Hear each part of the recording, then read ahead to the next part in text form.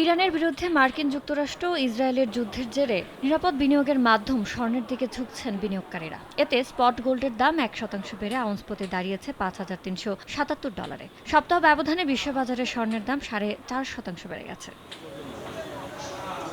এদিকে একদিনের ব্যবধানে দেশের বাজারে ফের বাড়ল স্বর্ণের দাম। এ দফায় প্রতি ভরিতে সর্বোচ্চ 3,324 টাকা বেড়েছে।